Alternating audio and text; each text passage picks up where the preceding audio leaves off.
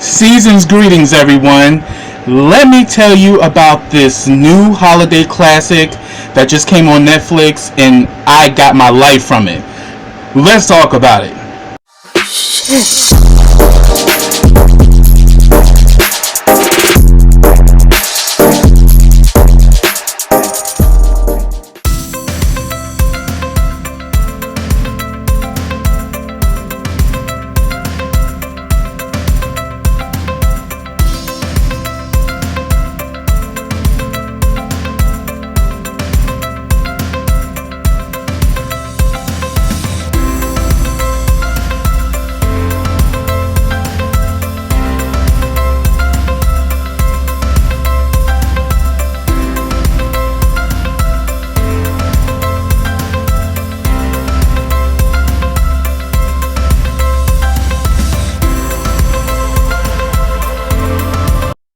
Hey, what's up, everybody, and welcome back to KRSTV. This is your boy Kenny. Now remember, subscribe to my channel and click that bell so you can get notifications every time I drop a video. Also, follow all the information I have in the description box as well as the comment section. Also, like this video, comment on this video, and share this video. Now, I hope y'all like my little get up with the hat and the scarf. Yes, I'm like a Christmas tree up in here. But before I get started, let me send a special shout out to the GMHC crew, which is Gay Men's Health Collaborative. If you are in the DMV area and would like to get tested for HIV, reach out to us at the GMHC crew to get your home testing kit. You can have the kit mailed to you, or you can call and make a same-day appointment to actually come by and pick up your kit. And if you're interested in getting set up for PrEP, which is HIV prevention, reach out to us at the GMHC for that as well. Also, if you're a fan of KRSTV and would like to become one of my Black Diamonds, reach out to my Patreon today. Black Diamonds, because in darkness we still shine. For $3 a month, you get all of my content as well as videos specifically designed for my Black Diamonds. So check out my Patreon. Also, reach out to my YouTube partner BK which is the Black Netflix. You get shows like Love and Hip Hop to RuPaul's Drag Race. So after you watch this review, go look at my description box as well as my comment section to check out BK today. Now, this is a review of a new movie on Netflix. It came out around Thanksgiving, but I wanted to wait until December to actually review it. But I am an instant fan of this film, and I can honestly say this is going to be another holiday classic for years to come. And I am talking about Jingle Jangle, A Christmas Journey. This movie was actually written and created by David E. Talbert. I have to say, the choreography, the music, the acting, this whole film was filled with so many life lessons and filled with so much Christmas joy and Christmas magic that I had to review it, and I'm an instant fan. Now, there will be some spoilers here, but I'm not going to try to spoil everything because I want you guys to go to Netflix and watch this movie if you haven't already done so. But this was a really good Hollywood movie, so let me begin here. The movie opens up with a little boy and a little girl. The little girl is seeing flames actually dancing, but her brother doesn't see it, and we then meet their grandmother, who's played by the legendary Phylicia Rashad. Love Phylicia Rashad. She wants to tell them a Christmas story, and she can see that the granddaughter is sad because she saw the flames, but her brother didn't. And immediately the grandmother noticed that her granddaughter was unhappy, so she decides to tell them a different story. And the story she tells is the adventures of Jeronicus Jangle. And pretty much the story is Jeronicus Jangle is one of the greatest inventors of all. There's so much life to his work and to his inventions. You know, he's beloved by the town, and he has a store called Jangle and Things, where people come and they are just blown away by all of his creations. And He's married to his wife Joanne, and he has a little girl, Jessica, and he also has an apprentice named Gusserson. Gusserson is trying to create this little gadget called the Twirly Whirly, but it doesn't work because it works for a few minutes and then it just crashes. And he's very discouraged because his inventions don't work. He wants to be an inventor like Jeronicus Jangle, but we can see that he's dressed in green for a reason, because he has a lot of greed and jealousy in his heart against Jeronicus Jangle, but Jeronicus loves him, and he's trying to get Jeronicus' attention, but Jeronicus is at a high because he's waiting for this piece to be delivered so he can finally create one of his best inventions ever. And everybody's excited. His package finally arrives, and he goes into his lab, and we see that his daughter Jessica she wants to be just like her father. She wants to be a creator and an inventor just like him, and he even gives her a special pair of goggles, for her. And we see that he has a very close relationship with his daughter as well as with his wife. And he finally has the piece that he was looking for. He puts everything together, and what he has is a walking and talking matador.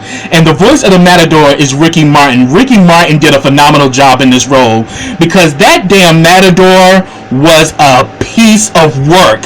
That damn matador was a hot-ass mess, because the matador was not only arrogant, but he was very conceited, very self-righteous, and was just all about himself. And when he realizes that Jeronicus is going to actually make multiple duplicates of him, this stirs up something in him, because he wants to be one of a kind. He wants to be the only matador that exists. I mean, talk about narcissism. And then we see that he begins to play in the mind of what's his name?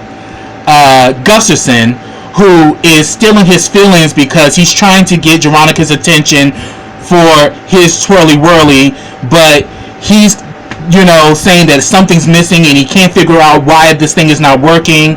And we really see that he's very feeble-minded and he's very gullible. And the matador, who obviously has some dysfunction, because the matador literally gets into Gusserson's head and tells him that, hey, you're an inventor too. You should be just as successful as Jeronicus. So why not take all of his inventions and make them your own? And he was saying, well, that would be stealing. But then that daggone matador is a smooth criminal, because he says that no, it's not stealing, it's borrowing indefinitely. And we literally see Gusserson literally starts, step into the best side, ooh, ooh, ooh. Next thing you know, he takes the matador, takes the book of inventions, which was like 30 years worth of inventions that Jeronicus had put in this book, and runs off. After Jeronicus is celebrating with his family because he done created this masterpiece, he comes up there to Gusserson with, food as well as a gift for him. But by that time, Gusserson done left, and the matador, and he goes outside looking for him, and he doesn't. And you literally see that Jeronicus was broken at that moment. So for the next 30 years, he even tried to go to the authorities to tell them what Gusserson had done, but he couldn't prove it. So he literally lost his zeal to create and produce. And within the 30 years, he literally goes into a downward spiral. His wife dies. He becomes estranged from his only daughter, Jessica, a daughter who looked up to him, a daughter that he had a very close relationship with. But due to his grief and his sadness, he literally shut her out.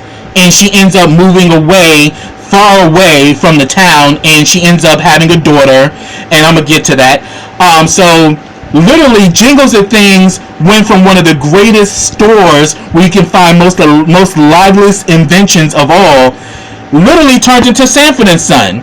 And we literally see Jeronicus turns into Fred Sanford. He grew up a nappy afro. The place turned into like a junkyard, and he vowed to never invent anything ever again. And we see that he has an assistant, this little boy named Edison. Edison was too adorable because Edison was just so clumsy. He kept bumping into everything, and he has a British accent, but Edison still believes in him, but Jeronicus at this time doesn't believe in himself anymore.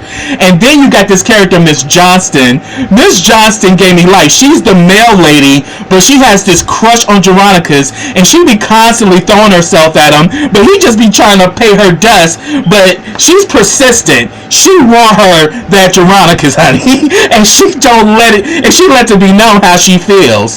I loved her character. So eventually we have the banker comes into the store and lets him know, you need to pay back the loan because he is in debt to the bank because the bank has loaned him all this money, but he's not created anything new in 30 years. And the banker lets him know, either you create something by Christmas or you're out of here. And Jeronicus really just doesn't have it in him to create anything new because he's still hurt by what Gustafson has done to him.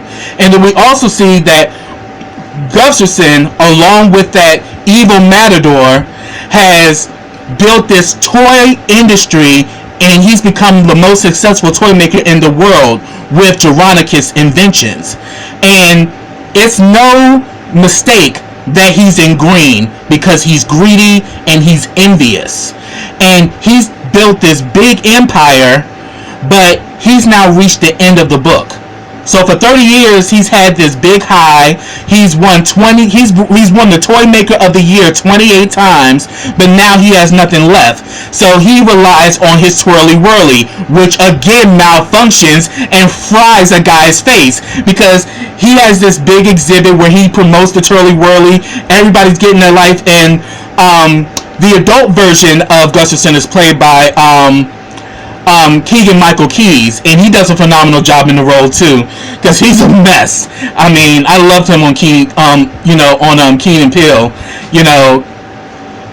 Key and Peele, like, he's definitely a hilarious guy. I'm a big fan. So he's playing the role of Gustafson. The Matador is still in his head, telling him what to do and how to do things. So he's pretty much saying that, okay, so pretty much his Twirly Whirly failed yet again and injured somebody at the exhibit. So now he's kind of in his mind, what can I do? And the Matador's saying, well, won't you go back to Jeronicus and see if he got a new invention? He's like, man, he got a beat up pawn shop. He ain't got nothing else. He says, no. Once an inventor, always a great inventor. So there's always something left. Catch that. So we see that Jeronicus' daughter Jessica, who he shunned from his life, has moved far away. She has a daughter, and we find out that the daughter's name is Journey, and she's just the inventor like her grandfather. So the mother said that they will go visit him if he invites them. One day they got their wish, and she sends her daughter Journey to go meet her grandfather for the first time. She's a lively girl who pretty much keeps to herself because she's different and she likes to create and she likes to build things, just like her grandfather. And if anything, it's exactly what Jeronicus needs. He needs inspiration because he no longer believes in himself and he no longer has a passion to invent. So once she meets her grandfather, he is like a complete mess. Like he just shuns her, ignores her, and they literally butt heads, the first time meeting each other. But she doesn't give up, because she knows that good inventor is still inside of him, and she's determined to help him to make a breakthrough. And then she stumbles across his notes and find out that there is an invention that he created called the Buddy 3000, but the actual creation of it was from her mom. So even though he has not connected with his daughter for the past 30 years, his daughter is still on his mind because he literally created the actual piece of work that his daughter sketched in her book. And The thing is, it doesn't work, and he's been for the life of him trying to figure out how to get this thing to work, because he needs a new invention or he's going to lose everything. He'll literally be homeless. So we see that Journey ends up meeting Edison, and they actually get the Buddy 3000 to work. And she asks, and it's an actual robot. It's a talking robot that actually flies. And she interacts with the robot. She says, "Why didn't you work for my grandfather?" And Buddy says, "I always worked. I just needed someone to believe." And because he lost faith in his ability to invent and create, why would he believe that the Buddy 3000 can work? So it shows that when you lose belief and you lose faith, faith without works is dead.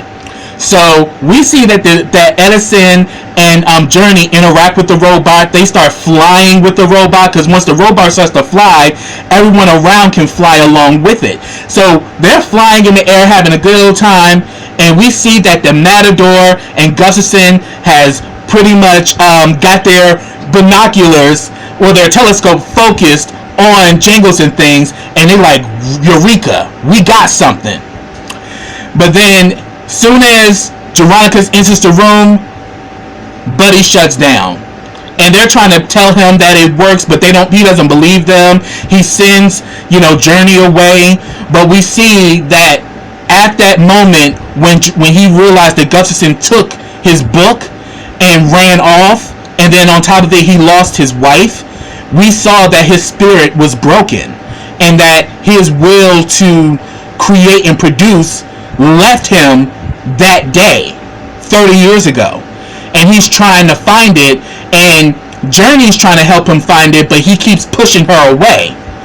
But we see that in time, him and Journey do get along. They had this snowball fight, which was hilarious. I love that scene, because they both are using their intelligence to throw the snowball where it actually hits the target, and they both are good, and it was hilarious, because she has a group of girls with her, he got a little group of little boys with him, and they were just literally having a snowball fight. It was everything. So we see that they actually reconnected, and he's starting to build a relationship with his granddaughter. But we see that at first Gustafson tries to get to Journey, trying to get her to talk about what's going on in the pawn shop, and she pretty much says that, and she covers it. She's like, "Oh no, it's just a pawn shop." And he's like, "Come on, something's going on there." And she's like, "Yeah, a lot's going on in the pawn shop." And then he grabs her with this sinister grab, and I'm like, "Oh, Gustafson has turned into an evil piece of crap." He wants Veronica's invention so bad that his whole life depends on it, because he can't be original and create anything of his own. He had the twirly whirly, but it's a failed invention.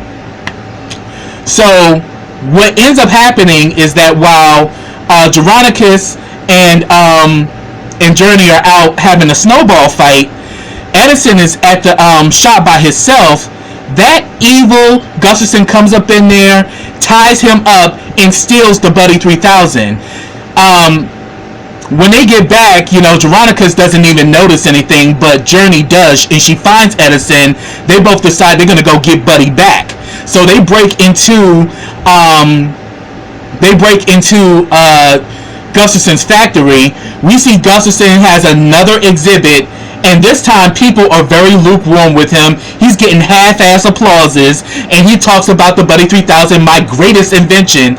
He puts the connection into Buddy. Buddy doesn't work because he doesn't even know the secret to this invention that you need to believe in order for it to work. So he's trying to do a song and dance, and people literally laugh and walk out on him. So he tells his assistant, "Send this thing to the crusher." But Edison and Journey actually save Buddy, and once they try to get back, because where they entered was actually a big fan, but once they tried to get out, the fan started spinning. And finally, Geronicus finds them, and he ends up getting help from Miss Johnston. And she likes to call him Jared. He's like, my name is Geronicus. Like, no, honey, while you're walking it's Geronicus, but while I'm driving you, it's Jared. I loved her character. But she drives him to the factory. He hears them through the fan, and at that moment he begins to get his magic back, where he can actually come up with equations on his own. And he came up with an equation that if they come in at a certain speed, they'll be able to go through the fan and they won't get cut. So in that moment, we see that Geronicus as well as Journey are making that connection, because she can read his notes, she can understand his equations. She's a very intelligent girl. So they finally make their journey, and Buddy is inside the box, and they both are riding it. And while they were trying to get Buddy, they knocked over a ladder and a fire started. So therefore, while they're going through this tunnel, flames are following them, and they actually, because they followed his equation, they get through the fan without being harmed. But unfortunately, Buddy got damaged during the whole travel, and he can't put them back together again. But he vows to put it together because he wants, because he sees that Journey has taken a liking to Buddy 3000. But the only person that can help him put it together is the actual creator and inventor, which is his daughter Jessica. And Jessica is actually played by Anika Noni Rose. Y'all remember her from Dreamgirls and Princess and the Frog. Phenomenal vocalist and great actress. So she finally shows up, and that was a very powerful moment, because we see that even though they've been estranged all these years, they still have a love for each other, but they still had to come to terms with all of the drama and pain that has been caused between the two of them. And it was cool to see them finally come together. And she helps him to put Buddy back together, and Buddy works, and he finally believes, and now Buddy works. And then we get a interruption. That damn Gustafson with the Matador has tried to charge that Geronicus stole his invention, the Buddy 3000, and that he had proof because he had the blueprint. But also, this was irony as well, because when Journey first got there, Geronicus, being foolish, made his own granddaughter sign a contract that she will not touch, destroy, or do not disturb anything inside of the store. And she signed with this pen, but from the naked eye, it looks like it has no ink. But once you turn on this special light, it shows that it's full of ink. It's blue. So when he had this blueprint and tried to say it was his, Journey, being smart, used that same pen and actually signed property of Geronicus Jangle. So now Gustafson has been exposed, and then the Matador, who's literally been the mastermind behind all of this corruption and scheming and lying and thievery, begins to turn on Gustafson.